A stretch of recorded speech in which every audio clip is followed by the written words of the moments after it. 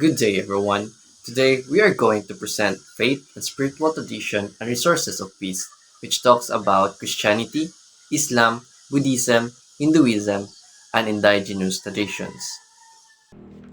So, Christianity. There are three elements of Jesus' approach of peace.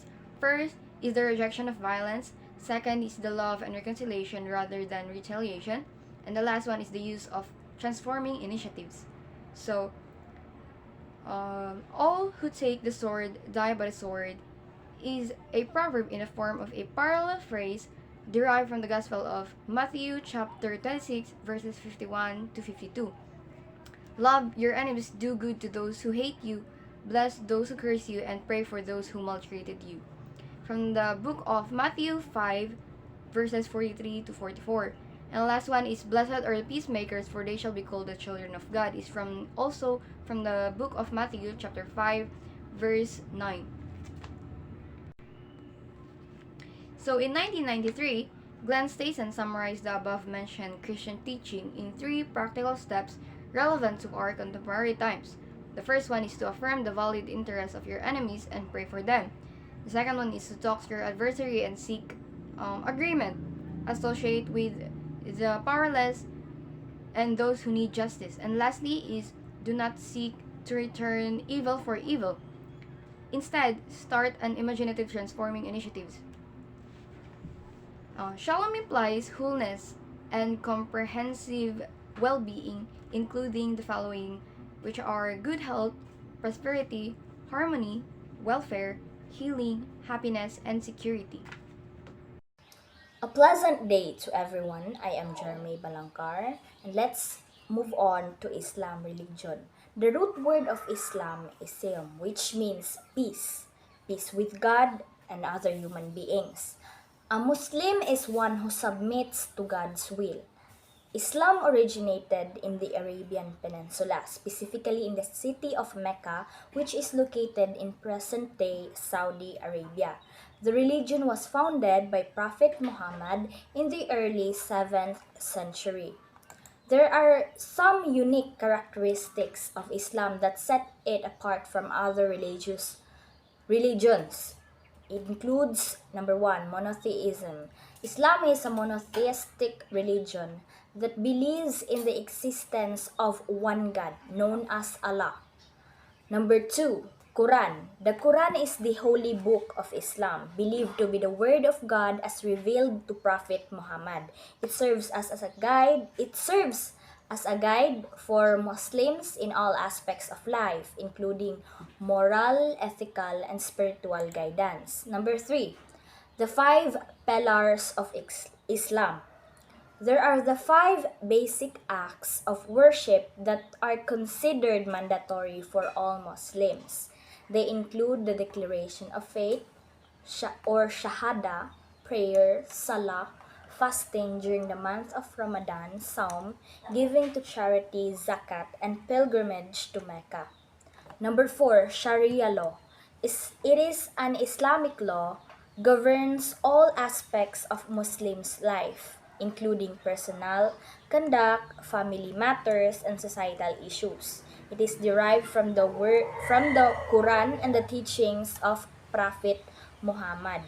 Number five, the concept of jihad. Jihad is often misunderstood as solely meaning holy war. In Islam, jihad encompasses a broader meaning of striving in a way of God, which can include personal struggles for self-improvement, defending the faith, or fighting against oppression. These characteristics, among others, contribute to the unique identity of Islam as a religion and distinguish it from other faith traditions. The golden rule of Islam rather, as expressed in the Hadith, is no one of you is a believer until he desires for his brother that which he desires for himself. So, this golden rule emphasizes the importance of empathy, compassion, and treating others with kindness and consideration. No. The essence of this teaching is to treat others as you would like to be treated yourself. It's like the golden rule of Confucius, no, reflecting the principle of reciprocity and mutual respect, such as in real life situations, no, in kindness and generosity.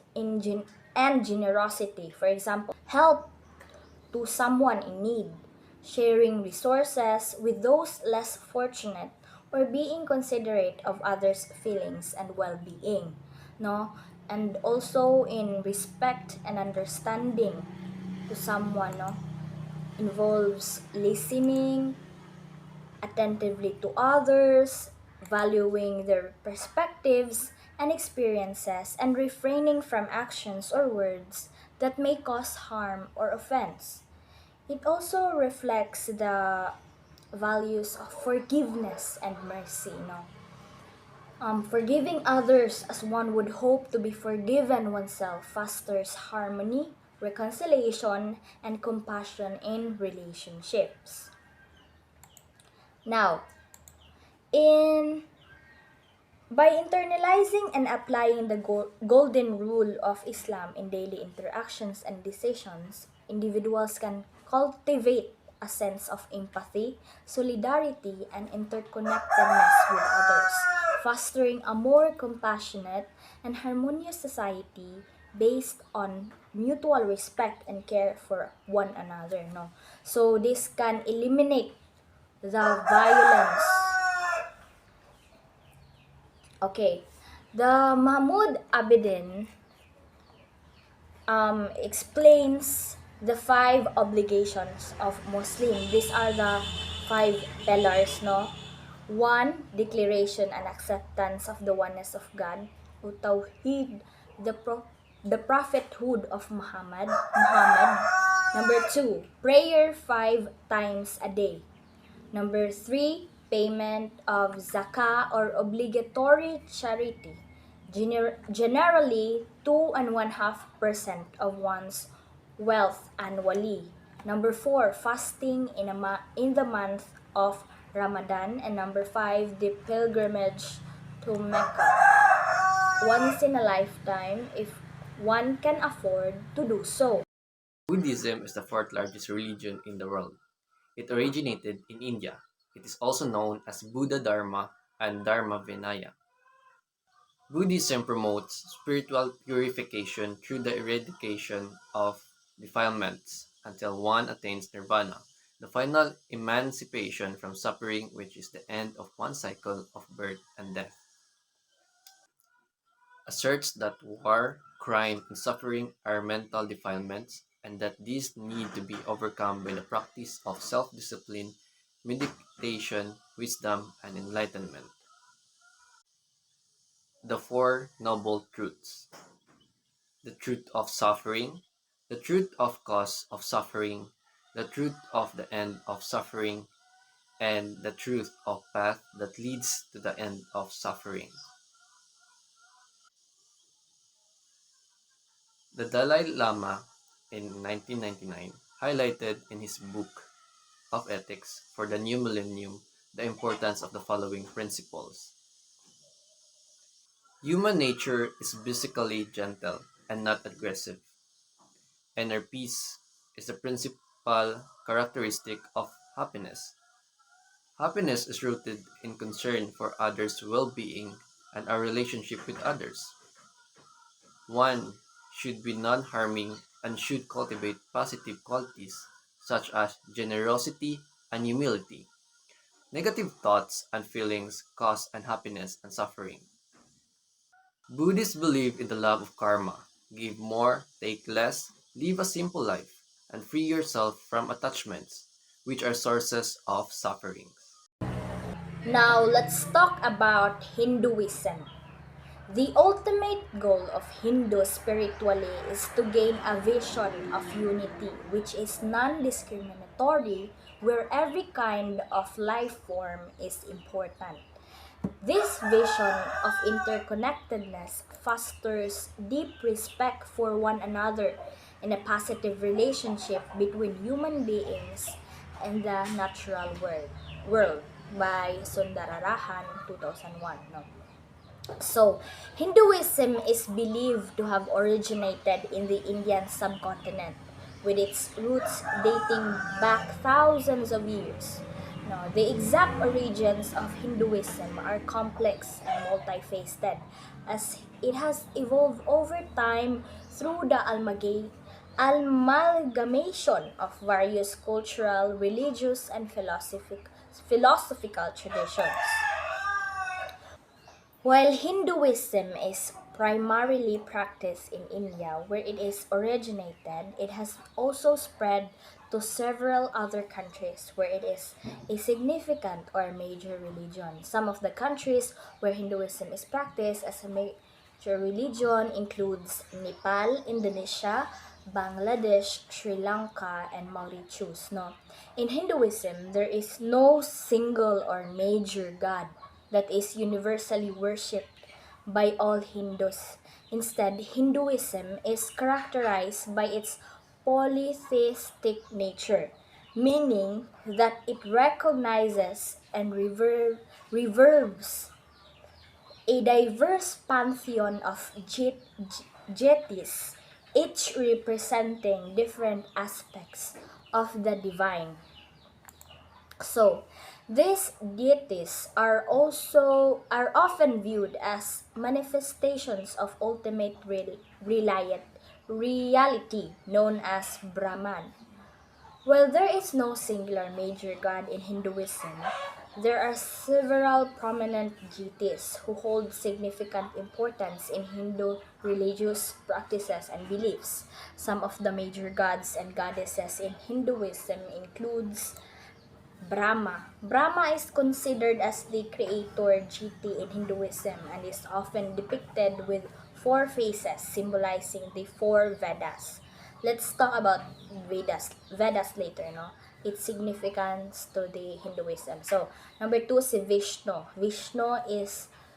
Vishnu is one of the principal deities in Hinduism and is revered as the preserver of the universe. He is believed to incarnate on earth in different forms or avatars, no, to restore cosmic order and protect dharma. Now, Shiva is another major deity in Hinduism and is revered as the destroyer of ignorance and the transformer of the universe. He is often depicted as the cosmic dancer, Nataraja, and is associated with meditation, asceticism, and liberation. There is also named deity called Devi or Shakti, also known, it is divine feminine energy, and it is worshipped in various forms such as Durga, Kali, Lakshmi, and Saraswati. She represents the creative and nurturing aspects of divine.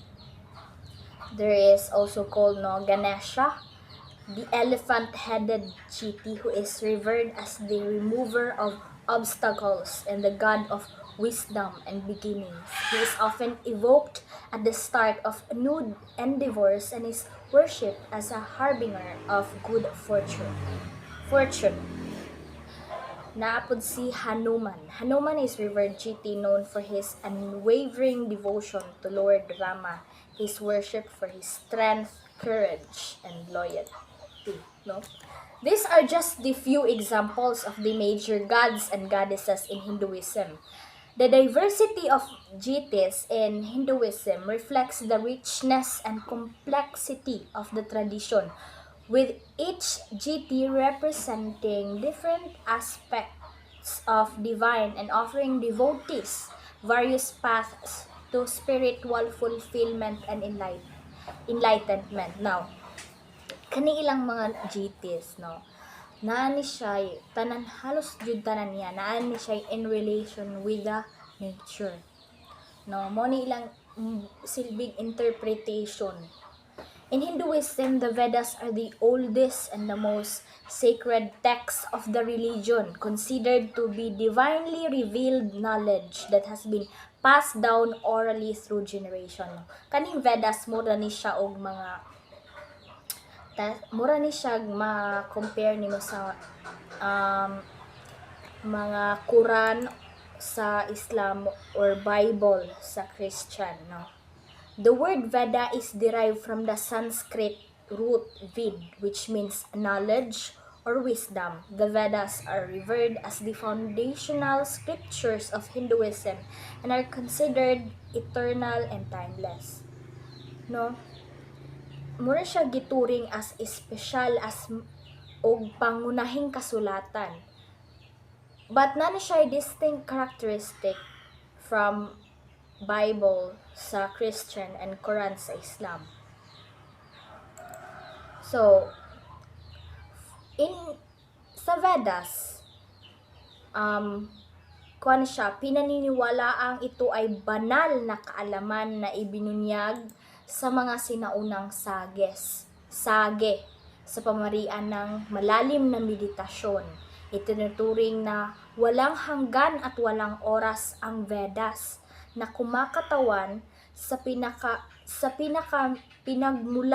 pinagkukunan ng kaalaman at karunungan sa tradisyong Hindu. While ang Bible manggod sa Christians, no, itinuturing na sagradong salita ng Diyos na naglalaman ng banal na teksto na nagpapakita ng ugnayan sa pagitan ng Diyos at sa sangkatauhan. Nahahati ito sa lumang tipan, the Old Testaments and the New Testaments, no? Excuse me, na sumasaklaw sa mga aral at kwento at mga prophecies. So, sa Quran naman, the Quran is literal na salita ng Diyos na ibinubunyag sa propetang Muhammad sa pamamagitan ni Anghel Gabriel. Itinuturing itong pangunahing autoridad sa pananampalataya at praktika ng Islam na nagsisilbing gabay sa moral at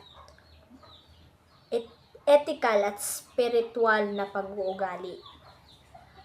While sa Quran pod, sa context niya sa sulod, ang Vedas kay it includes mga hymns, mga rituals, mga philosophies excuse me, na studies at spiritual na kaalaman ng Vedas, no?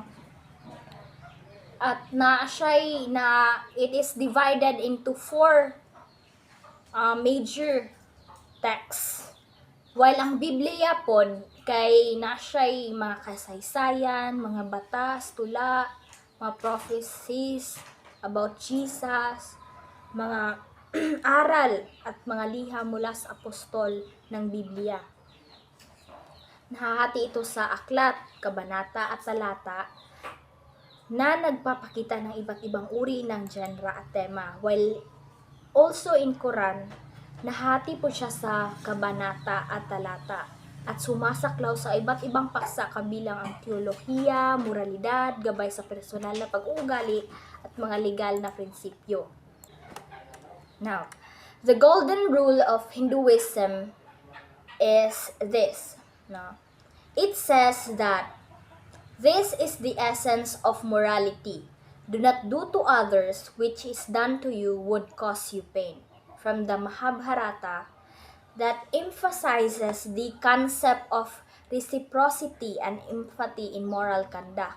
Mura ra pud ni siya agkatong sa golden rule sa Muslim, no? It encourages individuals to consider the impact of their actions on others and to refrain from causing harm or pain to others as they would not want to experience pain themselves. This principle promotes compassion, understanding, and the cultivation of peaceful relationship. No, for example, refraining from spreading rumors or gossip about someone, as one would not want false information to harm their own reputation. Similar po ni siya sa one of the golden rules of Confucius, no? Such um the philosophical the Chinese philosopher si Confucius. And forgiveness also, no, by letting go of the resentment and choosing to respond with kindness instead of retaliation. Manaingon nila na forgiveness is the best revenge.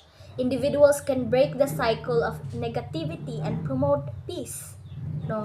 Mo nag-promote jud sila og non-violence ang religion. Pareha despite of lahi-lahi silang tawag sa ilaang mga gods, lahi-lahi sila og unsaon nila ang mga practices nila, unsaon nila pag-worship, but ang mga values, ang mga aral nga ilang gitudlo pari-pareha ra jud, no, and it promotes the non-violence concept. So kani sa Hinduism lang, mura po ni siya similar po ni siya sa unang panahon diri sa Pilipinas nga wala pa naabot ang mga Spanish colonizers, no, kay di ba we are tribes man each, so each tribes pod nabo na sila yung mga anito, no, actually ang Philippines bisag different tribes siya, comes with different tribes. Na siya kaugalingong culture, no, nga murag hinay-hinay nga nawala kay nasapawan man siya sa mga colonizers. Kuha na lang, marginalized na lang kay ang mga indigenous people diri. And sa una, sa ilaan, na sila yung mga gitawag ng mga anito, mga gods and goddesses pod, nga in relationship pod sa natures. Moreover, according to Vaswani, he enumerates some of the important principles of Hinduism. Vaswani was a figure, no, Murshag priests, a guru kung sa ilaa pa, Murshag monk, no, who teaches the words of Vedas. Number 1, live a moral life with right thoughts and actions. Second, control one's desires and anger. Third, practice ahimsa, or non-violence or non-injury. Promote love and compassion as well as justice. Recognize that each person reaps the fruit of his or her deeds, karma. Mura po ni siya ag sawikain, sa lawikain sa mga Pinoy. Kung ano ang iyong itinanim ay siya mo ring aanihin. And lastly, recognize the importance of inner peace and inner transformation as the beginning of peace in the family, society, and in the world. No, since we know that family is the smallest structure of the society and the nation, dili jud nagsugod og build, no, kinahanglan in your family diha jud nagsugod ang mga values nga mag-guide nimo, or more siya silbing eye opener nimo kay diha man nag-start ang tanan, no. So from your parents, kung unsay naka-surround nimo and such. Sharma also points out that Hindus end their prayers with the word Shanti, means peace, repeated 3 times. Shanti, Shanti, Shanti, which means let there be peace within us, in our family, and in the world. That's all for Hinduism, and thank you. Now, last but not the least, indigenous traditions. So in here, we'd like to highlight the significant role of indigenous traditions in promoting peace within communities and maintaining a harmonious relationship with the environment. Indigenous traditions offer various avenues through which they contribute to peace. Firstly, indigenous societies often have a holistic perspective that emphasizes the interconnectedness and balance between humans, nature, and spirituality. So they have a profound reverence for nature, and this perspective encourages a deeper understanding of how all forms of life depend on each other and stresses the importance of preserving ecological balance for the well-being of current and future generation. Secondly, many indigenous communities have traditional governance structure based on consensus building, so communal decision making and collective responsibility. These frameworks prioritize inclusivity, appreciation for diversity, and fair resource distribution, which enhances social unity and reduces internal conflicts, so within the groups.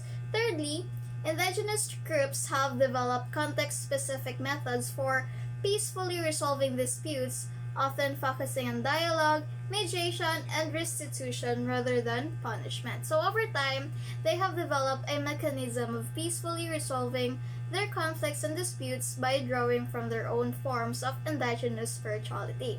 And these traditional conflict resolution techniques draw on cultural principles such as respect, empathy, and interconnectedness, promoting reconciliation and healings within communities. Furthermore, indigenous traditions encompasses centuries-old wisdom, knowledge, and cultural practices transmitted through oral traditions, rituals, and ceremonies. And by preserving and revitalizing their cultural heritage, indigenous peoples strengthen their identity and resilience, fostering pride, solidarity, and a sense of belonging that contribute to social stability and peace. And many indigenous cultures also have deep spiritual connections to the land and demonstrate profound reverence for nature's rhythms and cycles. Land is sacred and land is life. This is quoted. And also from Aymanobo, an indigenous tribe in Mindanao, Philippines, they expresses that the land is both our father and mother. This is by Mercado 1998. And another also said that God created land for the people, and land, the earth, owns the people. These are sacred places, and land is a place to live in, to use, and to work for its fruits, and then to be buried in, and thus finally be owned by it. So, according to the report of World Commission on Environment and Development entitled Our Common Future in 1987, they recognizes the importance contribution of these indigenous worldview in protecting the natural environment. Traditional ecological knowledge systems, including sustainable land management and practices, provide valuable insights into biodiversity conservation, climate change mitigation, and the enduring sustainability of natural resources, which are essential for peace and the well-being of all life forms. And engagement with indigenous traditions promotes intercultural dialogue and mutual respect among diverse cultural groups. And by acknowledging and appreciating indigenous perspective, societies can overcome stereotypes, prejudice, and discrimination, fostering understanding, empathy, and solidarity across cultural divides. In conclusion, indigenous peoples contribute valuable insights and approaches to peace-building efforts globally, highlighting the importance of cultural diversity, inclusion, and respect for indigenous rights in creating a more just and peaceful world. Our spiritual faith and traditions could serve as resources for peace. However, it's also important for us to acknowledge that faith and spiritual traditions could also be sources of conflicts and divisions. We only need to rediscover the principles that they teach and recognize that they all have a common goal, which is to seek peace and the well-being of all. It is important to critically examine their beliefs and practices and to actively work towards promoting peace, justice, and reconciliation in their own context. That's all. Thank you.